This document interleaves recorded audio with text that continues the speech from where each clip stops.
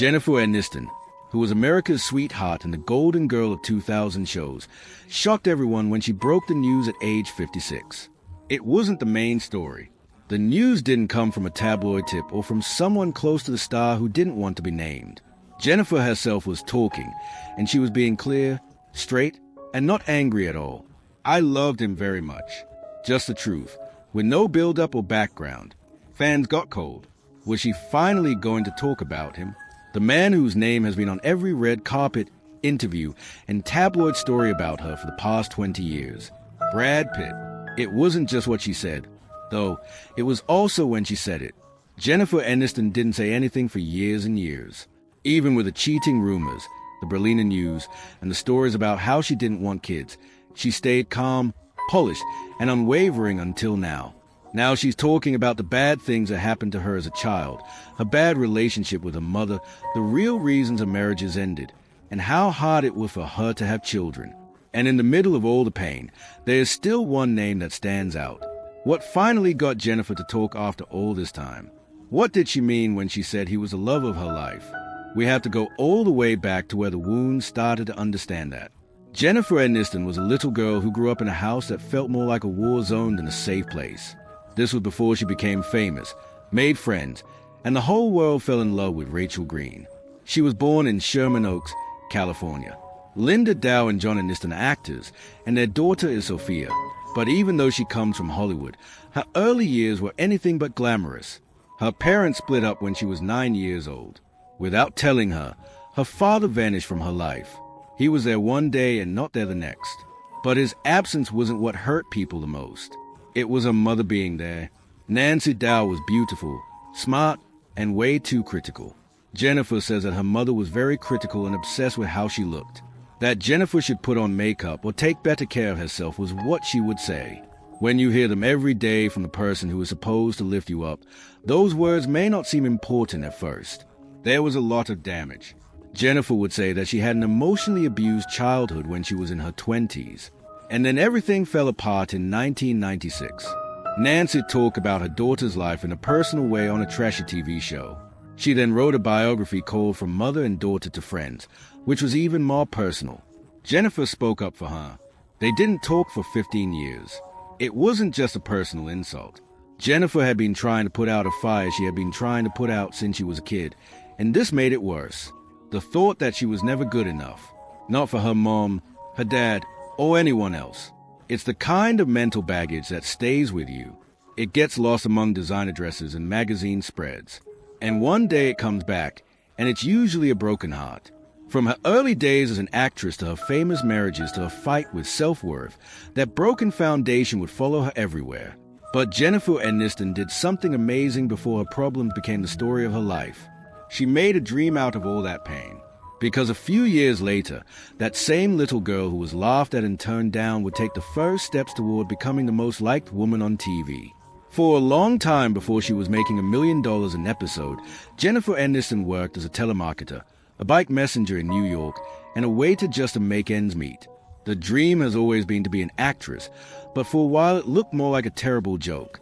Her early work was full of failures. She was in 4 bad TV pilots in a row. For her first big movie part, she was in the low-budget horror movie Leprechaun, which Jennifer herself later called one of the worst movies ever made. She felt ashamed, broke, and sad, and she was about to quit. Then, at a Los Angeles gas station one night, she met Warren Littlefield, who was in charge of NBC. It made her cry, and she told him she was done. Don't give up, he told her. After months, he called with a part. Friends. She wasn't even supposed to have it. Producers didn't expect to see an easy weakness in her when she tried out for Monica, but they did. Instead, they gave her Rachel. Then everything changed. Friends became a big deal in pop culture. Jennifer looked like a lot of people. There have been fashion fads, magazine covers, award shows, and hairstyles named after her. Everyone wanted more. But Jennifer never forgot how close she was to giving up, even when she was all glam. She'd been told she wasn't good enough so many times. How her mother told her she would never make it in Hollywood. She always had that underdog spirit. It helped her stay humble. It helped us understand her. And it made her more than just someone to admire. They cheered for her. But being that famous cost something, since everyone could see now. Not only her job, but also her relationships, her breakups, her choices, and her body. And just as she was having the best year of her career, she was about to meet someone who would make her feel even better and then break her totally. It began like any other Hollywood love story. Two pretty people, both newly single, were put together by their managers. After Jennifer Aniston and Brad Pitt got together, it was more than just a love story between famous people. It was the most royal thing that Hollywood had to offer. It was a quiet and easy first date. There are no red carpets or flashbulbs, just two people clicking right away. The public didn't know it yet, but Jennifer had just started the romance that everyone would talk about for the next 10 years. At first, they kept things quiet. Then, in September 1999, they walked the red carpet for the first time at the Emmy Awards. By the end of the year, Brad had asked her to marry him at a Sting show. The ring is a work of art made of diamonds and platinum that was custom created and took 7 months to make. The wedding came next in July 2000.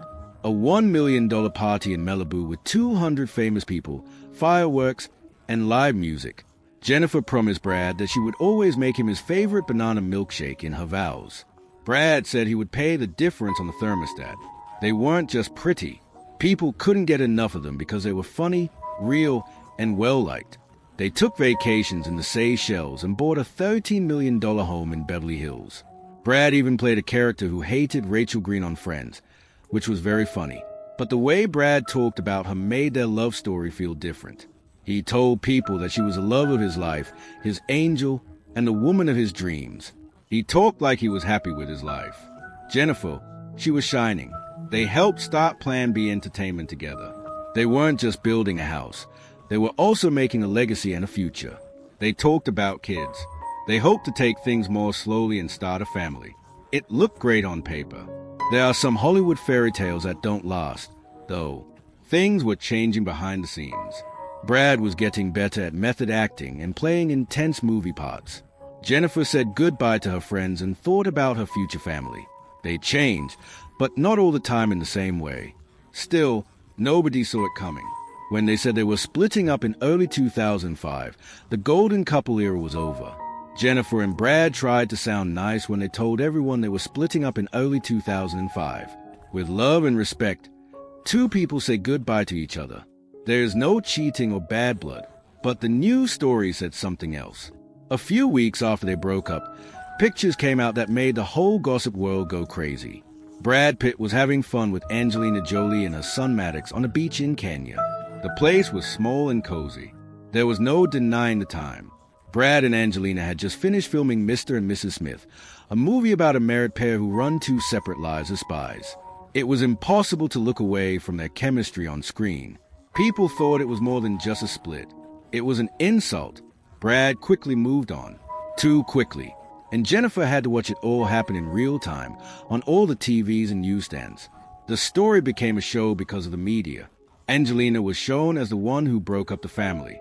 Brad, the cheating husband, and Jennifer, the hurt, dumped wife. She became a figure for all women who had been caught off guard, well off and beautiful, but still left behind. But the pain was worse than just rumors. Jen was given the blame for the breakup. Buzz spread that she didn't want kids and was too focused on her work, so Brad had to break up with her. That wasn't true, though, she told the press. I've never in my life said I didn't want to have kids. The story stuck, though. Everyone else thought Jennifer was too driven, too strong, or too something. The conversation that changed everything then came along. Angelina casually brought up the fact that she and Brad fell in love while shooting Mr. and Mrs. Smith, even though they were already divorced.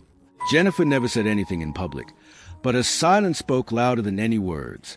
In private, she turned to yoga, therapy, and her close friends and family, especially Courtney Cox, who stayed steadfastly